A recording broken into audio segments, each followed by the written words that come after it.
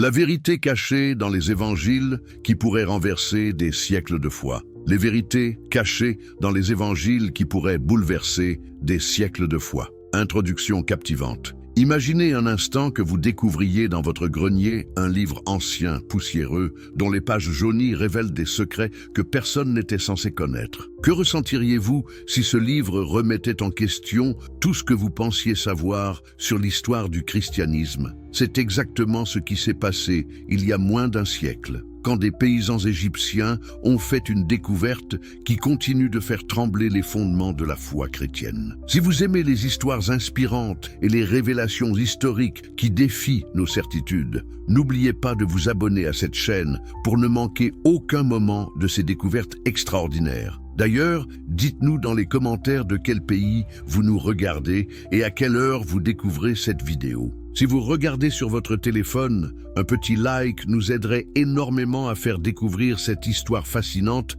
à plus de personnes. Mais revenons à notre histoire. Que se passerait-il si je vous disais que les évangiles que vous connaissez ne représentent qu'une fraction des textes chrétiens primitifs, que des dizaines d'autres évangiles, d'actes d'apôtres et de révélations ont été délibérément exclus de la Bible que nous connaissons aujourd'hui? Et si ces textes cachés révélaient une image complètement différente de Jésus, de ses enseignements et de ses disciples les plus proches? Les évangiles perdus, la bibliothèque de Nag Hammadi, une révélation enfouie, décembre 1945, Haute-Égypte. Muhammad Ali al-Samman, un paysan comme tant d'autres, creuse près du village de Nag Hammadi à la recherche d'engrais naturels. Sa pioche heurte quelque chose de dur. Pensez-vous qu'il aurait pu imaginer à ce moment-là qu'il venait de mettre au jour l'une des découvertes les plus importantes de l'histoire du christianisme? Cette jarre de terre cuite contenait 13 codex en papyrus, 52 textes au total, datant du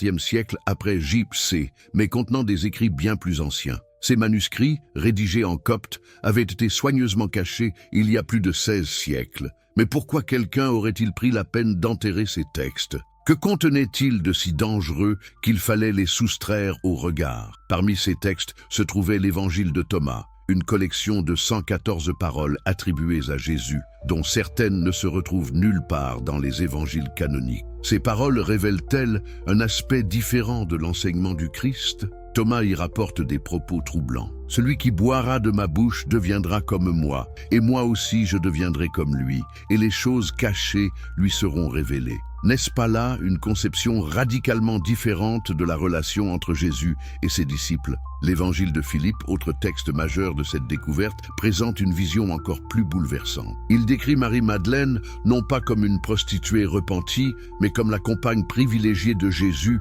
celle qui comprenait ses enseignements les plus profonds. Le texte affirme « La compagne du Sauveur est Marie-Madeleine. Il l'aimait plus que tous les disciples et il l'embrassait souvent sur la bouche. » Comment cette révélation s'accorde-t-elle avec l'image traditionnelle que nous avons de la relation entre Jésus et Marie-Madeleine? Mais le plus troublant reste peut-être l'évangile de Marie, où Marie-Madeleine apparaît comme une figure d'autorité spirituelle, recevant des révélations particulières du Christ ressuscité. Pierre lui-même, dans ce texte, reconnaît « Sœur, nous savons que le Sauveur t'aimait plus que les autres femmes. » Que nous révèle cette primauté accordée à Marie-Madeleine sur les relations de pouvoir dans l'Église primitive? L'évangile de Judas, le traître ou l'élu?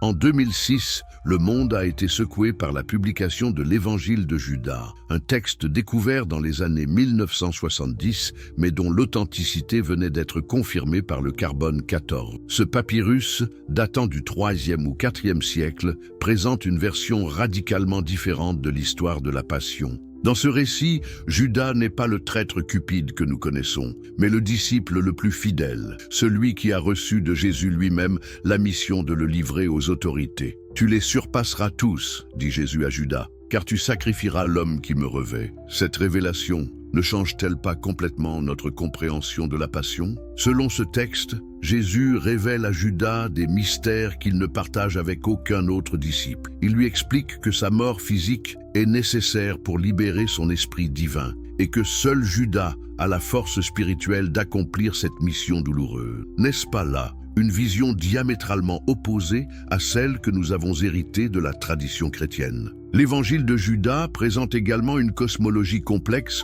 où le Dieu créateur de l'Ancien Testament n'est qu'un démiurge inférieur et où la véritable divinité transcende ce monde matériel. Cette vision gnostique ne remet-elle pas en question l'ensemble de la théologie chrétienne traditionnelle? La richesse des textes apocryphes. Au-delà de ces découvertes spectaculaires, les chercheurs ont recensé plus de 50 évangiles apocryphes, dont beaucoup ne nous sont parvenus que par fragments. L'évangile de Pierre présente un récit de la résurrection où Jésus sort du tombeau accompagné de 2 anges gigantesques et où la croix elle-même prend la parole pour témoigner. Cette dimension fantastique ne révèle-t-elle pas les préoccupations théologiques des premières communautés chrétiennes? Le protévangile de Jacques, l'un des plus anciens textes apocryphes, raconte l'enfance de Marie et la naissance virginale de Jésus avec des détails absents des évangiles canoniques. Marie y est présentée comme une enfant prodigieuse, élevée dans le temple de Jérusalem par les prêtres. Comment cette tradition ancienne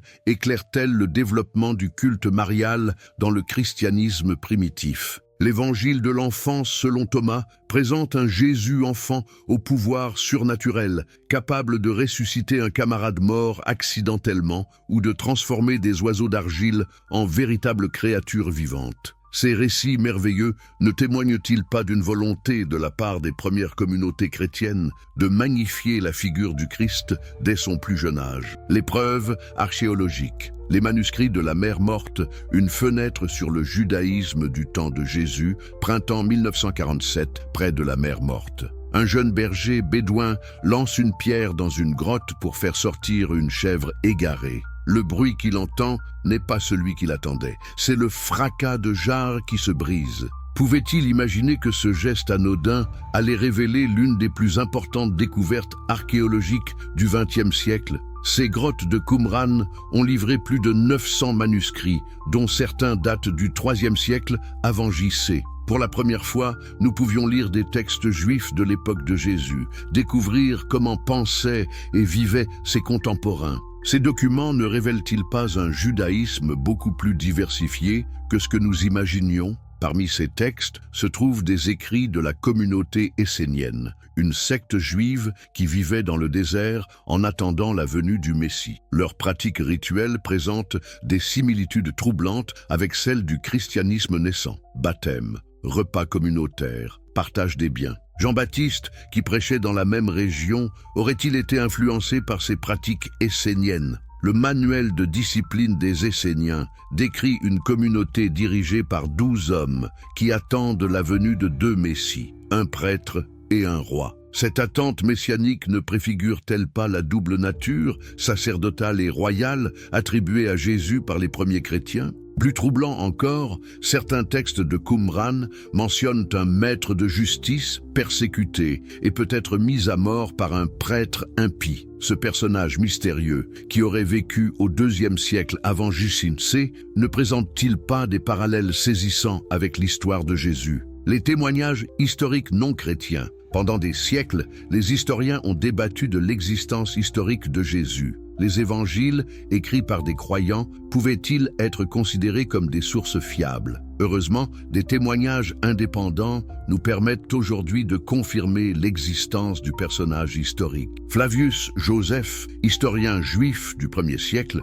mentionne Jésus dans ses Antiquités juives. Vers ce temps-là vécut Jésus, un homme sage, si toutefois on peut l'appeler homme. Il était faiseur de miracles et maître de ceux qui reçoivent avec plaisir la vérité. Ce témoignage, bien qu'ayant peut-être été retouché par des scribes chrétiens, atteste-t-il de la réalité historique de Jésus? Tacite, l'un des plus grands historiens romains, évoque dans ses Annales les chrétiens persécutés sous Néron. Ce nom leur vient de Christ, qui sous le règne de Tibère avait été livré au supplice par le procurateur Ponce Pilate. N'est-ce pas là une confirmation indépendante de la crucifixion de Jésus? Pline le Jeune, gouverneur romain de Bithynie, écrit vers 112 à l'empereur Trajan pour lui demander comment traiter les chrétiens qui chantent des hymnes au Christ comme à un Dieu. Cette correspondance ne témoigne-t-elle pas de la propagation rapide du christianisme dans l'Empire romain? Mais ces témoignages soulèvent aussi des questions troublantes. Pourquoi si peu d'historiens contemporains de Jésus mentionnent-ils cet homme qui aurait révolutionné son époque? Le silence de Philon d'Alexandrie, savant juif contemporain qui écrit abondamment sur la Palestine, ne paraît-il pas étrange? L'archéologie palestinienne, sur les traces du Jésus, historique. Les fouilles archéologiques en Terre Sainte ont révélé un monde bien différent de celui que nous imaginions. Nazareth, présentée dans les évangiles comme la ville natale de Jésus, était-elle vraiment une ville au 1er siècle? Les premières fouilles semblaient indiquer que Nazareth n'était qu'un petit village, voire qu'elle n'existait pas à l'époque de Jésus. Les découvertes récentes ont heureusement confirmé l'existence d'un habitat à Nazareth au 1er siècle, mais d'une modestie extrême. Les maisons étaient creusées dans la roche, témoignant de la pauvreté des habitants. Cette réalité archéologique ne correspond-elle pas mieux à l'image d'un Jésus charpentier, issu d'un milieu populaire? Capharnaüm, où Jésus aurait établi le centre de son ministère, a livré les restes d'une synagogue du 1er siècle et d'une maison vénérée dès l'époque byzantine comme étant celle de Pierre. Ces découvertes authentifient-elles la tradition évangélique ou résultent-elles d'une construction pieuse postérieure? L'archéologie révèle aussi l'importance de Séphoris, grande ville hellénistique située à quelques kilomètres de Nazareth. Cette cité cosmopolite, avec ses théâtres et ses mosaïques, était-elle connue de Jésus? Son enseignement, marqué par des références au monde du spectacle et du commerce, ne trahit-il pas une connaissance de la culture urbaine de son époque? Les premiers papyrus chrétiens, les papyrus les plus anciens du Nouveau Testament, nous réservent des surprises. Le papyrus P52, fragment de l'évangile de Jean datant du IIe siècle, est le plus ancien manuscrit chrétien connu. Sa petite taille, quelques centimètres seulement, ne témoigne-t-elle pas de la précarité des premières communautés chrétiennes? Le papyrus P66, contenant une grande partie de l'évangile de Jean,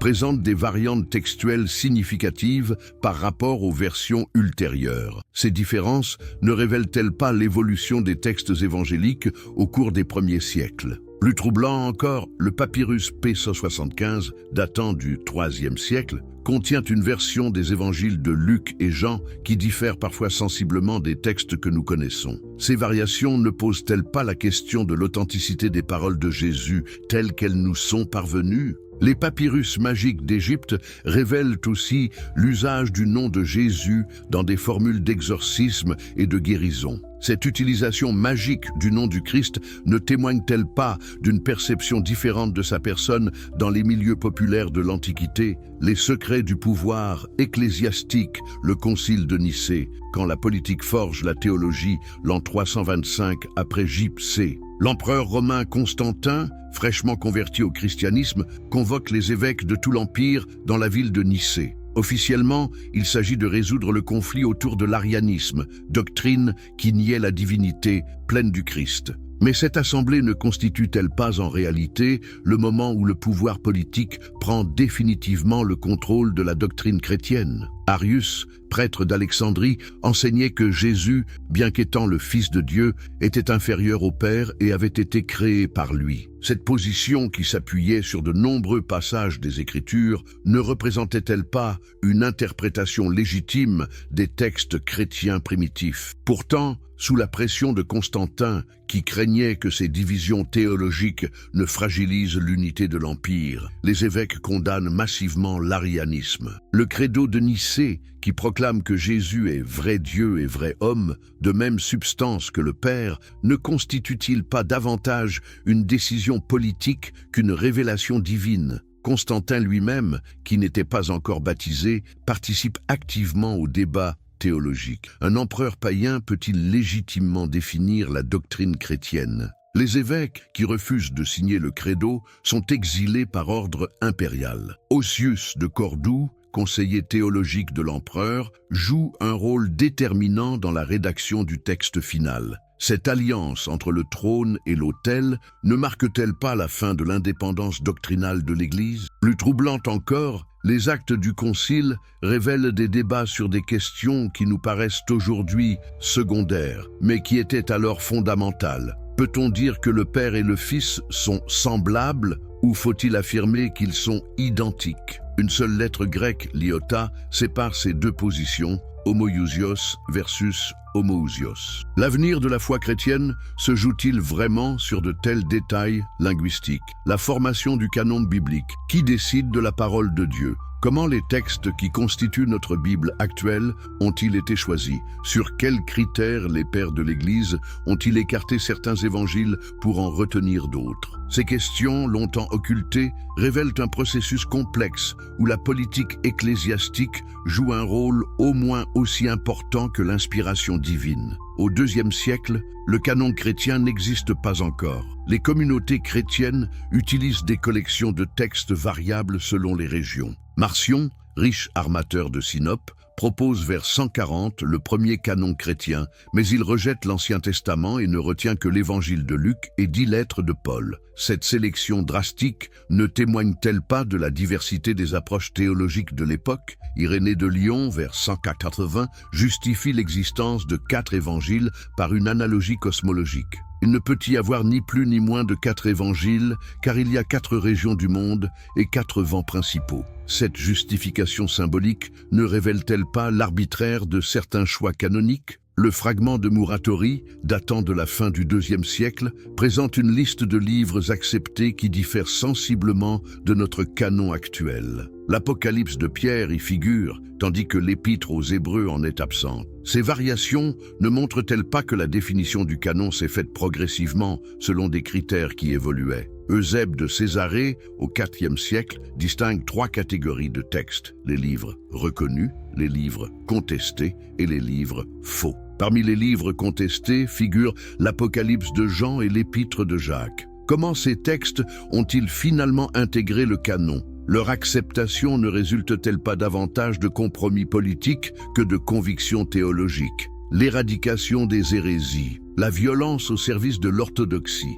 Dès le IVe siècle, l'alliance entre l'Église et l'Empire romain se traduit par une persécution systématique des courants chrétiens jugés hérétiques. Les textes gnostiques, les écrits manichéens, les documents ariens sont recherchés et détruits. Cette politique d'éradication ne constitue-t-elle pas une tentative de réécriture de l'histoire du christianisme? Théodose Ier, en 380, fait du christianisme nicéen la religion officielle de l'Empire. Son édit de Thessalonique condamne tous les peuples qui vivent sous la clémence de notre Majesté à persévérer dans la religion que le divin apôtre Pierre a donnée aux Romains. Cette loi ne transforme-t-elle pas l'hérésie en crime d'État? L'évêque Épiphane de Salamine, vers 375, dresse dans son Panarion une liste de 80 hérésies qui menacent l'orthodoxie chrétienne. Cette obsession de la pureté doctrinale ne révèle-t-elle pas l'angoisse d'une Église qui peine à justifier ses choix théologiques? Les bibliothèques monastiques subissent des autodafés réguliers. Les moines de Nitrie, en Égypte,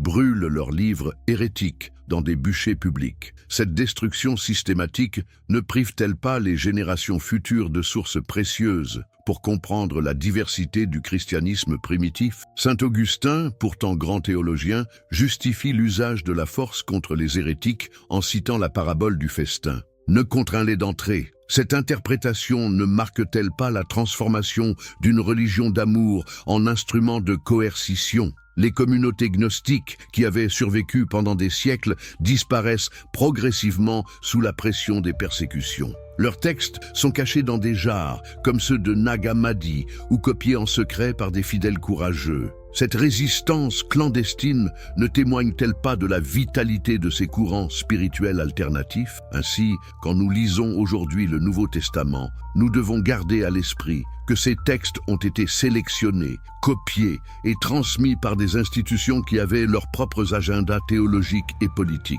Les voix dissidentes ont été réduites au silence, leurs écrits détruits ou cachés. Cette histoire occultée ne nous oblige-t-elle pas à repenser notre approche des origines chrétiennes? La découverte des manuscrits de Nag Hammadi nous permet aujourd'hui d'entendre ces voix longtemps muettes. Elle révèle un christianisme primitif beaucoup plus riche et diversifié que ce que l'histoire officielle nous a transmis. Face à ces révélations, comment concilier la fidélité à la tradition et l'honnêteté intellectuelle? Cette question reste ouverte et chacun doit y apporter sa propre réponse, en conscience et en vérité. Les vérités cachées dans les évangiles qui pourraient bouleverser des siècles de foi. Introduction captivante. Imaginez un instant que vous découvriez dans votre grenier un livre ancien, poussiéreux, dont les pages jaunies révèlent des secrets que personne n'était censé connaître. Que ressentiriez-vous si ce livre remettait en question tout ce que vous pensiez savoir sur l'histoire du christianisme?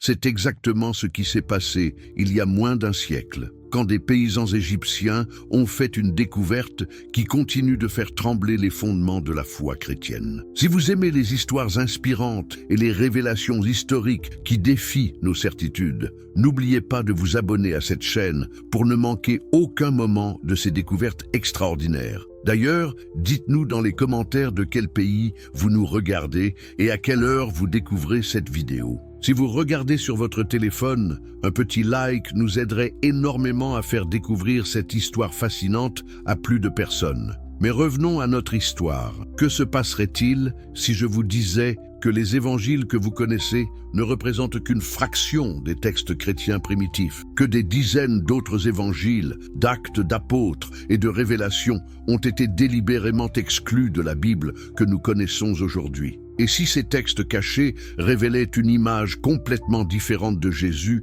de ses enseignements et de ses disciples les plus proches? Les évangiles perdus, la bibliothèque de Nag Hammadi, une révélation enfouie, décembre 1945, Haute-Égypte. Muhammad Ali al-Samman, un paysan comme tant d'autres, creuse près du village de Nag Hammadi à la recherche d'engrais naturels. Sa pioche heurte quelque chose de dur. Pensez-vous qu'il aurait pu imaginer à ce moment-là qu'il venait de mettre au jour l'une des découvertes les plus importantes de l'histoire du christianisme? Cette jarre de terre cuite contenait 13 codex en papyrus, 52 textes au total, datant du IVe siècle après J.C., mais contenant des écrits bien plus anciens. Ces manuscrits, rédigés en copte, avaient été soigneusement cachés il y a plus de 16 siècles. Mais pourquoi quelqu'un aurait-il pris la peine d'enterrer ces textes? Que contenaient-ils de si dangereux qu'il fallait les soustraire au regard? Parmi ces textes se trouvait l'évangile de Thomas, une collection de 114 paroles attribuées à Jésus, dont certaines ne se retrouvent nulle part dans les évangiles canoniques. Ces paroles révèlent-elles un aspect différent de l'enseignement du Christ? Thomas y rapporte des propos troublants. « Celui qui boira de ma bouche deviendra comme moi, et moi aussi je deviendrai comme lui, et les choses cachées lui seront révélées. » N'est-ce pas là une conception radicalement différente de la relation entre Jésus et ses disciples? L'évangile de Philippe, autre texte majeur de cette découverte, présente une vision encore plus bouleversante. Il décrit Marie-Madeleine non pas comme une prostituée repentie, mais comme la compagne privilégiée de Jésus, celle qui comprenait ses enseignements les plus profonds. Le texte affirme « La compagne du Sauveur est Marie-Madeleine. Il l'aimait plus que tous les disciples et il l'embrassait souvent sur la bouche. » Comment cette révélation s'accorde-t-elle avec l'image traditionnelle que nous avons de la relation entre Jésus et Marie-Madeleine? Mais le plus troublant reste peut-être l'évangile de Marie, où Marie-Madeleine apparaît comme une figure d'autorité spirituelle, recevant des révélations particulières du Christ ressuscité. Pierre lui-même, dans ce texte, reconnaît « Sœur, nous savons que le Sauveur t'aimait plus que les autres femmes. » Que nous révèle cette primauté accordée à Marie-Madeleine sur les relations de pouvoir dans l'Église primitive? L'évangile de Judas, le traître ou l'élu? En 2006, le monde a été secoué par la publication de l'Évangile de Judas, un texte découvert dans les années 1970, mais dont l'authenticité venait d'être confirmée par le carbone 14. Ce papyrus, datant du IIIe ou IVe siècle, présente une version radicalement différente de l'histoire de la Passion. Dans ce récit, Judas n'est pas le traître cupide que nous connaissons, mais le disciple le plus fidèle, celui qui a reçu de Jésus lui-même la mission de le livrer aux autorités. « Tu les surpasseras tous, dit Jésus à Judas, car tu sacrifieras l'homme qui me revêt. » Cette révélation ne change-t-elle pas complètement notre compréhension de la Passion? Selon ce texte, Jésus révèle à Judas des mystères qu'il ne partage avec aucun autre disciple. Il lui explique que sa mort physique est nécessaire pour libérer son esprit divin et que seul Judas a la force spirituelle d'accomplir cette mission douloureuse. N'est-ce pas là une vision diamétralement opposée à celle que nous avons héritée de la tradition chrétienne. L'évangile de Judas présente également une cosmologie complexe où le Dieu créateur de l'Ancien Testament n'est qu'un démiurge inférieur et où la véritable divinité transcende ce monde matériel. Cette vision gnostique ne remet-elle pas en question l'ensemble de la théologie chrétienne traditionnelle? La richesse des textes apocryphes. Au-delà de ces découvertes spectaculaires, les chercheurs ont recensé plus de 50 évangiles apocryphes, dont beaucoup ne nous sont parvenus que par fragments. L'évangile de Pierre présente un récit de la résurrection où Jésus sort du tombeau accompagné de 2 anges gigantesques et où la croix elle-même prend la parole pour témoigner. Cette dimension fantastique ne révèle-t-elle pas les préoccupations théologiques des premières communautés chrétiennes? Le protévangile de Jacques, l'un des plus anciens textes apocryphes, raconte l'enfance de Marie et la naissance virginale de Jésus avec des détails absents des évangiles canoniques. Marie y est présentée comme une enfant prodigieuse, élevée dans le temple de Jérusalem par les prêtres. Comment cette tradition ancienne éclaire-t-elle le développement du culte marial dans le christianisme primitif? L'évangile de l'enfance, selon Thomas, présente un Jésus enfant au pouvoir surnaturel, capable de ressusciter un camarade mort accidentellement ou de transformer des oiseaux d'argile en véritables créatures vivantes. Ces récits merveilleux ne témoignent-ils pas d'une volonté de la part des premières communautés chrétiennes de magnifier la figure du Christ dès son plus jeune âge? Les preuves archéologiques. Les manuscrits de la Mère morte, une fenêtre sur le judaïsme du temps de Jésus, printemps 1947, près de la Mère morte. Un jeune berger bédouin lance une pierre dans une grotte pour faire sortir une chèvre égarée. Le bruit qu'il entend n'est pas celui qu'il attendait, c'est le fracas de jarres qui se brise. Pouvait-il imaginer que ce geste anodin allait révéler l'une des plus importantes découvertes archéologiques du XXe siècle? Ces grottes de Qumran ont livré plus de 900 manuscrits, dont certains datent du IIIe siècle avant J.C. Pour la première fois, nous pouvions lire des textes juifs de l'époque de Jésus, découvrir comment pensaient et vivaient ses contemporains. Ces documents ne révèlent-ils pas un judaïsme beaucoup plus diversifié que ce que nous imaginions? Parmi ces textes se trouvent des écrits de la communauté essénienne, une secte juive qui vivait dans le désert en attendant la venue du Messie. Leurs pratiques rituelles présentent des similitudes troublantes avec celles du christianisme naissant. Baptême, repas communautaires, partage des biens. Jean-Baptiste, qui prêchait dans la même région, aurait-il été influencé par ces pratiques esséniennes? Le manuel de discipline des Esséniens décrit une communauté dirigée par 12 hommes qui attendent la venue de 2 messies, un prêtre et un roi. Cette attente messianique ne préfigure-t-elle pas la double nature, sacerdotale et royale, attribuée à Jésus par les premiers chrétiens? Plus troublant encore, certains textes de Qumran mentionnent un maître de justice persécuté et peut-être mis à mort par un prêtre impie. Ce personnage mystérieux, qui aurait vécu au IIe siècle avant J.C., ne présente-t-il pas des parallèles saisissants avec l'histoire de Jésus? Les témoignages historiques non chrétiens. Pendant des siècles, les historiens ont débattu de l'existence historique de Jésus. Les évangiles, écrits par des croyants, pouvaient-ils être considérés comme des sources fiables? Heureusement, des témoignages indépendants nous permettent aujourd'hui de confirmer l'existence du personnage historique. Flavius Joseph, historien juif du 1er siècle, mentionne Jésus dans ses Antiquités juives. Vers ce temps-là vécut Jésus, un homme sage, si toutefois on peut l'appeler homme. Il était faiseur de miracles et maître de ceux qui reçoivent avec plaisir la vérité. Ce témoignage, bien qu'ayant peut-être été retouché par des scribes chrétiens, atteste-t-il de la réalité historique de Jésus? Tacite, l'un des plus grands historiens romains, évoque dans ses Annales les chrétiens persécutés sous Néron. Ce nom leur vient de Christ, qui sous le règne de Tibère avait été livré au supplice par le procurateur Ponce Pilate. N'est-ce pas là une confirmation indépendante de la crucifixion de Jésus? Pline le Jeune, gouverneur romain de Bithynie, écrit vers 112 à l'empereur Trajan pour lui demander comment traiter les chrétiens qui chantent des hymnes au Christ comme à un Dieu. Cette correspondance ne témoigne-t-elle pas de la propagation rapide du christianisme dans l'Empire romain? Mais ces témoignages soulèvent aussi des questions troublantes. Pourquoi si peu d'historiens contemporains de Jésus mentionnent-ils cet homme qui aurait révolutionné son époque? Le silence de Philon d'Alexandrie, savant juif contemporain qui écrit abondamment sur la Palestine, ne paraît-il pas étrange? L'archéologie palestinienne, sur les traces du Jésus, historique. Les fouilles archéologiques en Terre Sainte ont révélé un monde bien différent de celui que nous imaginions. Nazareth, présentée dans les évangiles comme la ville natale de Jésus, était-elle vraiment une ville au 1er siècle? Les premières fouilles semblaient indiquer que Nazareth n'était qu'un petit village, voire qu'elle n'existait pas à l'époque de Jésus. Les découvertes récentes ont heureusement confirmé l'existence d'un habitat à Nazareth au 1er siècle, mais d'une modestie extrême. Les maisons étaient creusées dans la roche, témoignant de la pauvreté des habitants. Cette réalité archéologique ne correspond-elle pas mieux à l'image d'un Jésus charpentier, issu d'un milieu populaire? Capharnaüm, où Jésus aurait établi le centre de son ministère, a livré les restes d'une synagogue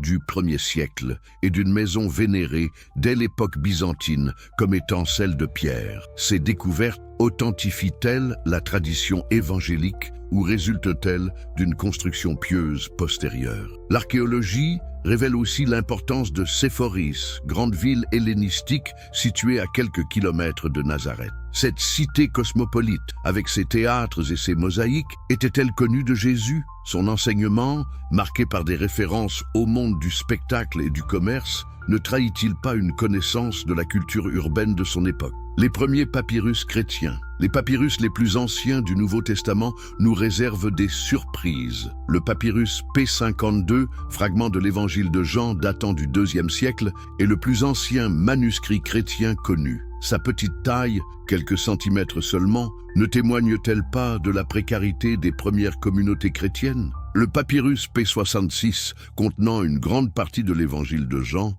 présente des variantes textuelles significatives par rapport aux versions ultérieures. Ces différences ne révèlent-elles pas l'évolution des textes évangéliques au cours des premiers siècles? Plus troublant encore, le papyrus P175, datant du IIIe siècle, contient une version des évangiles de Luc et Jean qui diffère parfois sensiblement des textes que nous connaissons. Ces variations ne posent-elles pas la question de l'authenticité des paroles de Jésus telles qu'elles nous sont parvenues? Les papyrus magiques d'Égypte révèlent aussi l'usage du nom de Jésus dans des formules d'exorcisme et de guérison. Cette utilisation magique du nom du Christ ne témoigne-t-elle pas d'une perception différente de sa personne dans les milieux populaires de l'Antiquité? Les secrets du pouvoir ecclésiastique, le concile de Nicée, quand la politique forge la théologie, l'an 325 après J.P.C. L'empereur romain Constantin, fraîchement converti au christianisme, convoque les évêques de tout l'Empire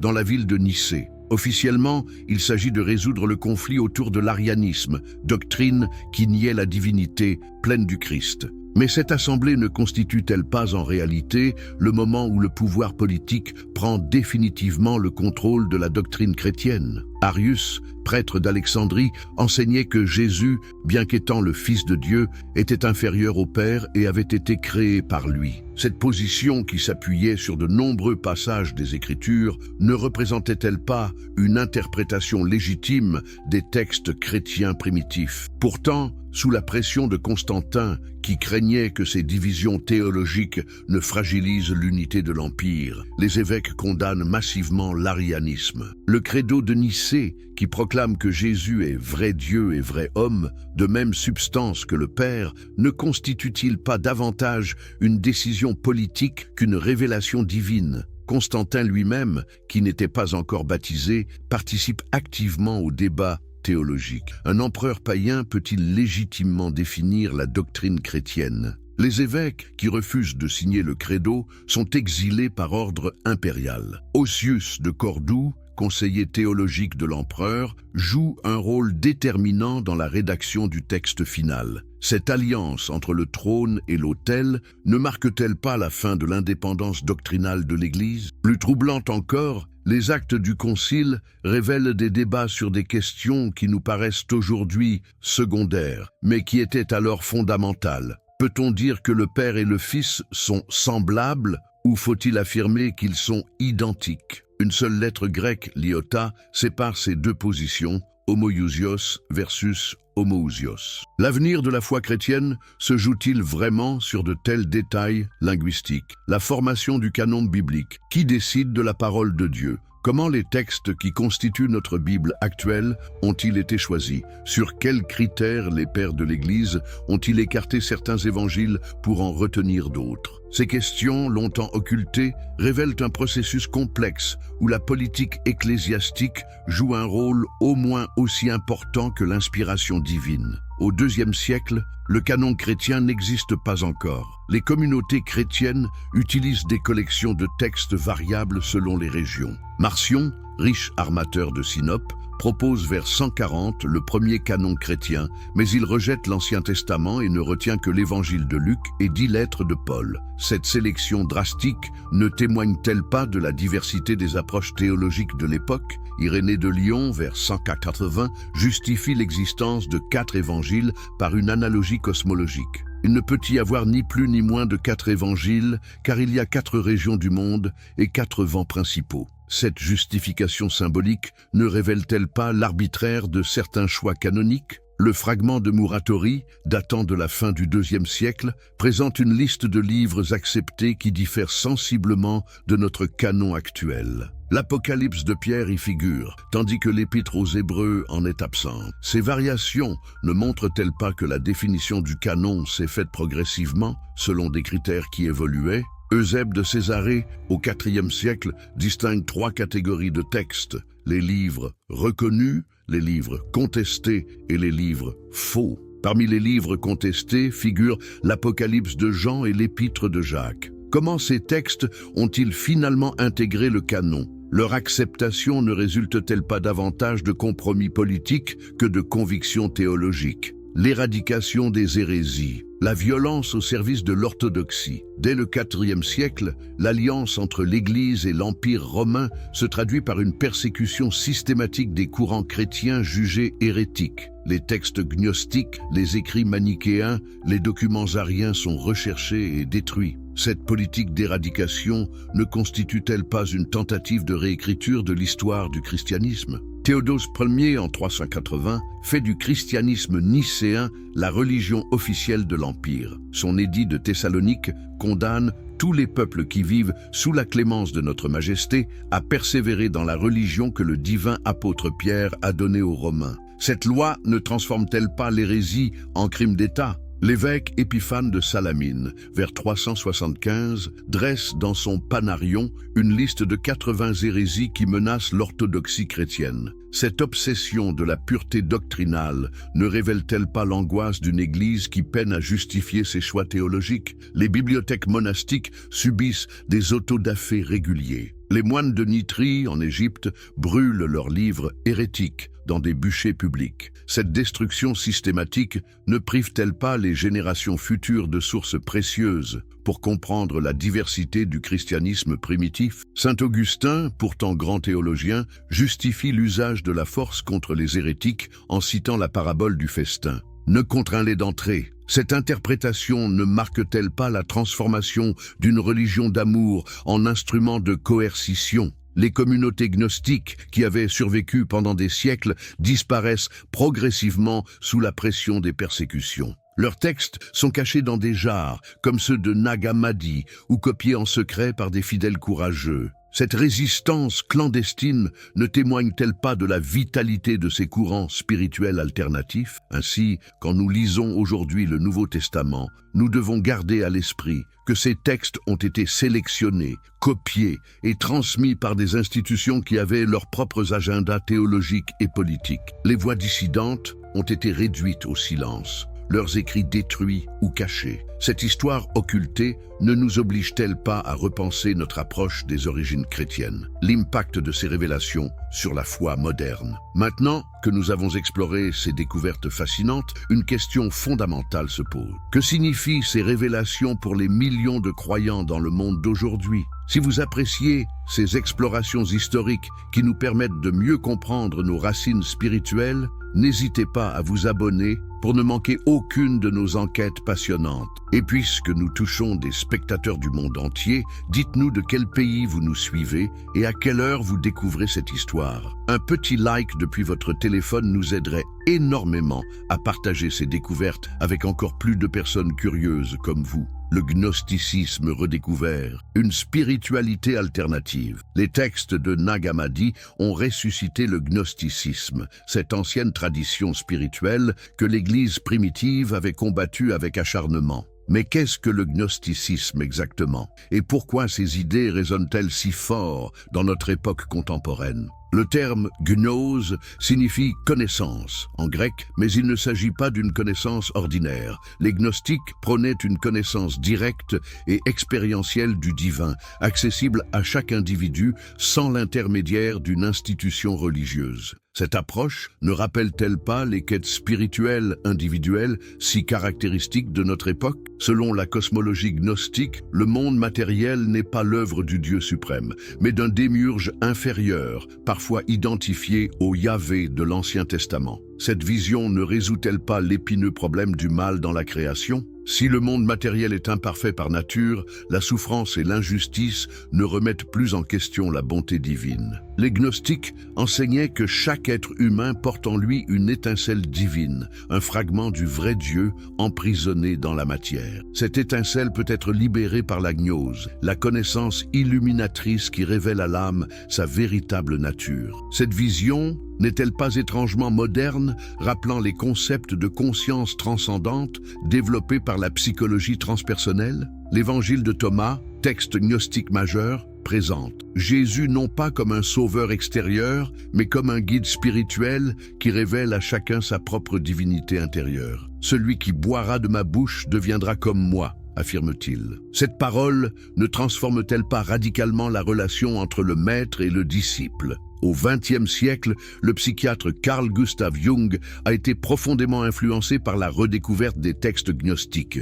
Il y a trouvé une anticipation remarquable de ses propres découvertes sur l'inconscient collectif et le processus d'individuation. Jung n'écrivait-il pas « Les gnostiques étaient les premiers psychologues » ? Cette résurgence du gnosticisme se manifeste aujourd'hui dans de nombreux mouvements spirituels contemporains, de l'anthroposophie de Rudolf Steiner aux enseignements du New Age, en passant par certaines formes de bouddhisme occidental, nous retrouvons des thèmes gnostiques. La recherche de la connaissance directe, la critique des institutions religieuses, l'idée d'une transformation intérieure. Ces mouvements ne puisent-ils pas inconsciemment dans cette tradition spirituelle millénaire? La question du féminin sacré. L'une des révélations les plus troublantes des textes apocryphes concerne la place des femmes dans le christianisme primitif. Marie-Madeleine, présentée dans les évangiles de Philippe et de Marie comme la disciple privilégiée de Jésus, remet en question des siècles d'interprétation masculine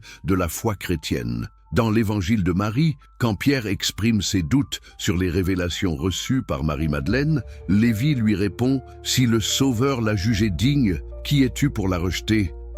Cette tension entre les disciples masculins et féminins ne révèle-t-elle pas les conflits qui ont traversé l'Église primitive? Les textes gnostiques mentionnent souvent la Sophie, sagesse, figure féminine divine qui joue un rôle central dans la cosmologie spirituelle. Cette féminisation du divin ne constitue-t-elle pas un contrepoint nécessaire à la masculinisation progressive de la théologie chrétienne? L'historienne Hélène Pagels, dans ses travaux sur les évangiles gnostiques, montre comment l'exclusion des femmes du clergé chrétien s'est accompagnée de la suppression des textes qui leur accordaient une place spirituelle importante. Cette corrélation n'est-elle pas révélatrice des enjeux de pouvoir qui ont façonné l'histoire du christianisme? Le mouvement féministe contemporain a trouvé dans ces textes anciens une légitimation de ces revendications. Des théologiennes comme Rosemary Radford Rutter ou Elisabeth Schussler-Fiorenza ont développé une théologie féministe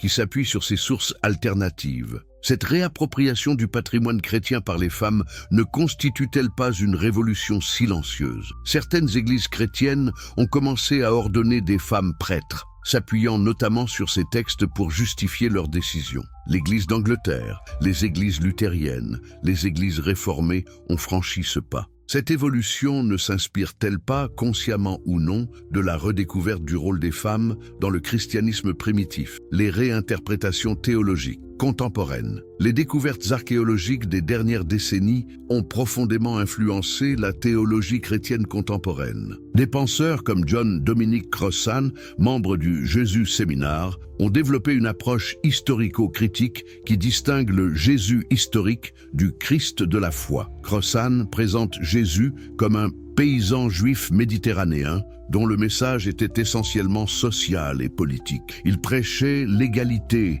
la justice, le partage des richesses. Cette image d'un Jésus révolutionnaire ne correspond-elle pas mieux aux réalités socio-économiques de la Palestine du 1er siècle? Le théologien Marcus Borg, autre figure du Jésus Seminar, propose une lecture métaphorique plutôt que littérale des récits évangéliques. Les miracles de Jésus ne seraient pas des événements surnaturels, mais des paraboles en actes destinées à transmettre un enseignement spirituel. Cette approche ne réconcilie-t-elle pas la foi et la raison moderne? En France, le père Joseph Moinct, jésuite et théologien, a développé une christologie qui intègre les découvertes historiques contemporaines. Il distingue la foi en Jésus-Christ, qui relève de l'expérience spirituelle, de la connaissance historique de Jésus de Nazareth. Cette distinction ne permet-elle pas de préserver la foi tout en acceptant les acquis de la recherche historique? La théologie de la libération, développée en Amérique latine, s'appuie sur une lecture sociale et politique des évangiles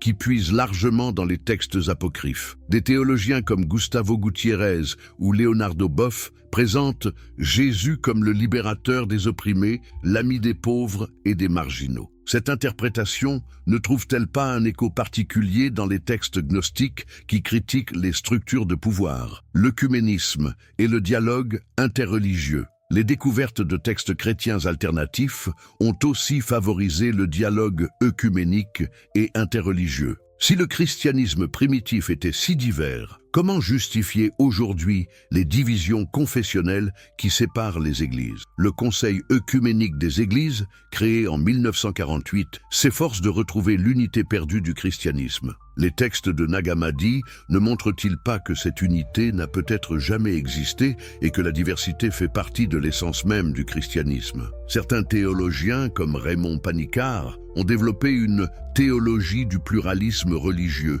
qui s'inspire de cette redécouverte de la diversité chrétienne primitive. Si les premiers chrétiens acceptaient différentes interprétations du message de Jésus, pourquoi ne pas accepter aujourd'hui différentes voies spirituelles? Les textes gnostiques, avec leur syncrétisme caractéristique, mélangent des éléments chrétiens, juifs, grecs et orientaux. Cette approche inclusive ne préfigure-t-elle pas les spiritualités contemporaines qui puisent dans différentes traditions? Le dialogue judéo-chrétien a aussi été enrichi par ces découvertes. Les manuscrits de Qumran révèlent la richesse du judaïsme à l'époque de Jésus, tandis que les textes apocryphes montrent l'enracinement juif du christianisme primitif. Cette redécouverte ne favorise-t-elle pas une meilleure compréhension mutuelle? Conclusion. Entre vérité historique et vérité spirituelle, nous voici arrivés au terme de ce voyage extraordinaire à travers les découvertes qui ont bouleversé notre compréhension du christianisme primitif. Que devons-nous retenir de ces révélations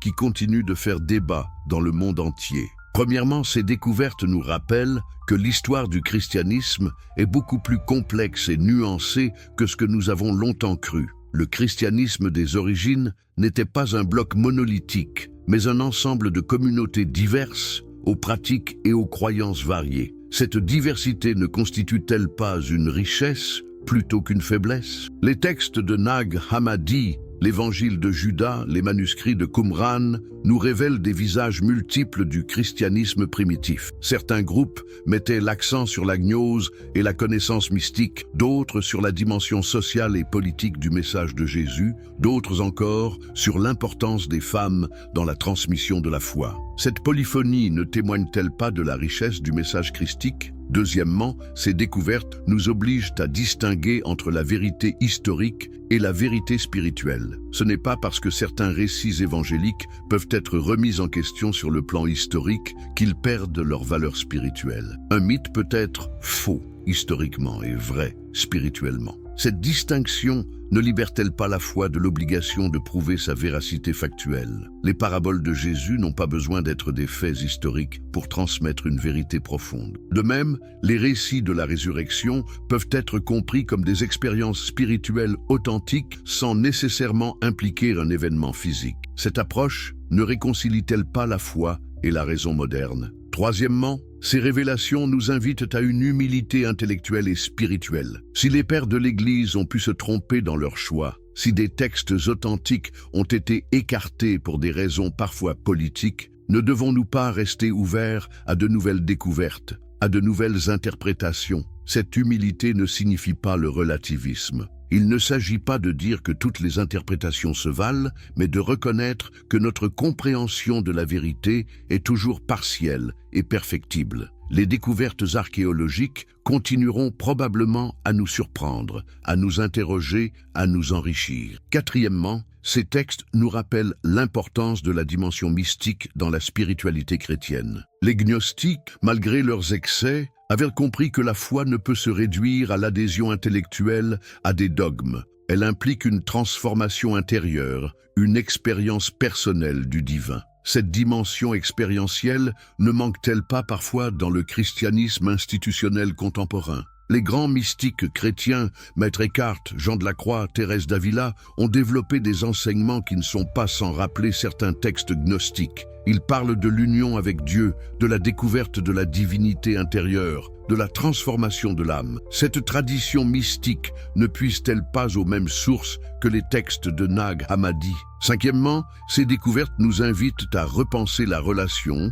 entre l'autorité religieuse et la liberté spirituelle. Les textes apocryphes privilégient souvent l'expérience personnelle sur l'enseignement institutionnel, la révélation intérieure sur la tradition extérieure. Cette tension entre autorité et liberté ne traverse-t-elle pas toute l'histoire du christianisme? Les réformateurs protestants, en affirmant le principe du libre examen, n'ont-ils pas retrouvé intuitivement cette dimension du christianisme primitif? Les mystiques, les visionnaires, les réformateurs de tous les siècles n'ont-ils pas puisé à cette source vivante de la révélation personnelle? Enfin, ces révélations nous rappellent que la recherche de la vérité est un processus continu, jamais achevé. Chaque génération doit reprendre à nouveau frais les questions essentielles. Qui était Jésus? Quel est le sens de son message? Comment vivre authentiquement sa foi dans le monde d'aujourd'hui? Les manuscrits anciens ne nous donnent pas de réponse définitive à ces questions, mais ils nous offrent de nouveaux éléments pour nourrir notre réflexion. Ils élargissent notre perspective, enrichissent notre compréhension, stimulent notre quête spirituelle. Que vous soyez croyant ou non croyant, que vous apparteniez à une tradition religieuse ou que vous cherchiez votre voie en dehors des institutions, ces découvertes concernent notre héritage culturel commun. Le christianisme a façonné la civilisation occidentale, influencé l'art, la littérature, la philosophie, les droits de l'homme. Mieux comprendre ses origines, c'est mieux nous comprendre nous-mêmes. Les textes cachés de Nag Hammadi, sortis de l'ombre après 16 siècles, nous rappellent que la vérité a parfois besoin de temps pour émerger. Combien d'autres secrets dorment encore dans les sables du désert, dans les cryptes des monastères, dans les archives oubliées? L'aventure de la connaissance continue et chaque découverte nous rapproche un peu plus de la compréhension de nos racines spirituelles. En définitive, ces révélations ne détruisent pas la foi, elles l'enrichissent. Elles ne sapent pas le christianisme. Elles révèlent sa complexité fascinante. Elles ne ferment pas le débat. Elles l'ouvrent à de nouvelles perspectives. Et peut-être est-ce là le plus beau cadeau que nous offrent ces textes anciens. Ils nous invitent à poursuivre la quête, à continuer de chercher, à rester ouverts aux mystères qui nous dépassent. La vérité cachée dans les évangiles n'est peut-être pas celle que nous attendions, mais elle est infiniment plus riche et plus nuancée que ce que nous imaginions. Elle nous invite à un voyage spirituel et intellectuel qui n'a pas de fin, car la vérité ultime nous échappe toujours, tout en nous attirant irrésistiblement vers elle.